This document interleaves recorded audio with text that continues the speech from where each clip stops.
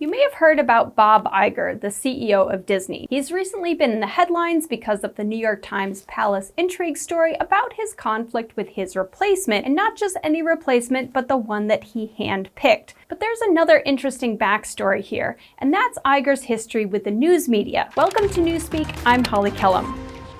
So if you're a media nerd like me, you're well aware that the American Broadcasting Company, which is better known as ABC, is owned by the Walt Disney Company.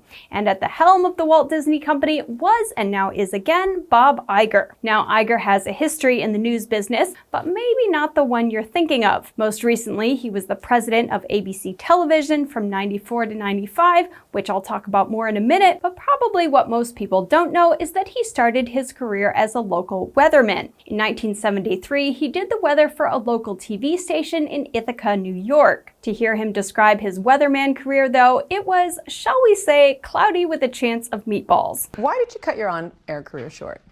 I wasn't that good at it, which is something I discovered relatively early on, and I just didn't think I'd end up in a role that would be fulfilling enough. I wasn't good enough. I feel like there should be an aphorism here, like, those who can't do teach. But in his case, those who can't do the news rise up the ranks to run the news company. He wrote in his memoir that year of toiling in obscurity and performing with mediocrity convinced me to abandon the dream I'd had since I was 15 years old, to be a network news anchor. While that door in the news business closed, many more doors opened for him. Like I said, he rose up the ranks, spending 48 years in the ABC Disney family, 15 of those as the CEO of Disney, which, like I said before, is the parent company of ABC News. During his tenure, he oversaw Disney's acquisition of Pixar Animation, Marvel Entertainment, Lucasfilm, and 21st Century Fox, each for billions of dollars.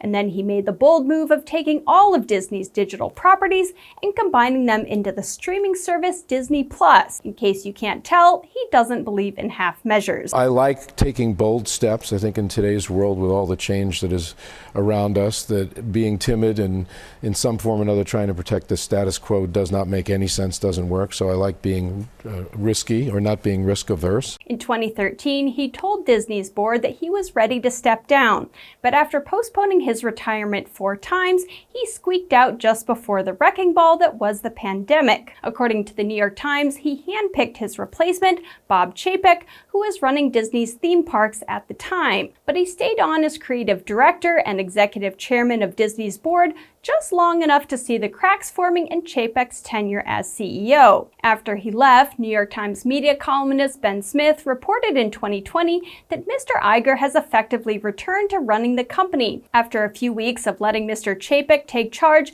Mr. Iger smoothly reasserted control. As the board lost faith in Chapek's ability to lead the company, it approached Iger with hat in hand. He agreed to come back despite reportedly enjoying retirement, and is now back as the head of Disney. But that's only part of his news backstory. He's currently married to Willow Bay, a former TV anchor and the dean of the University of Southern California School of Journalism. Possibly because of that connection, after he wrote his memoir, The Ride of a Lifetime, he donated the proceeds to funding diversity at journalism schools across the country. In 2022, he sat down with Jon Stewart for his show The Problem to discuss issues with the news business. Stewart asked him about the role that ratings played in ABC's editorial decisions. I mean, if you're asking whether there have been incidents when news organizations fail to carry things because they don't think they'll be of interest to their audience, I'm sure that's the case. I'm not saying incidents. I'm saying that's been shaping. You think it's a regular thing. And not told in the right way. Should know about it not being. See, that's. Yes.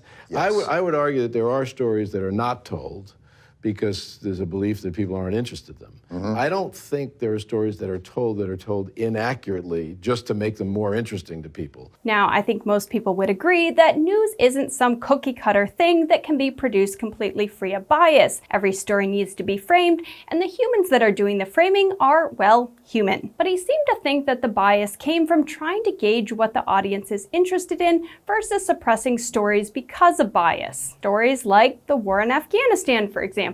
So I could argue there are some stories that have not been covered enough.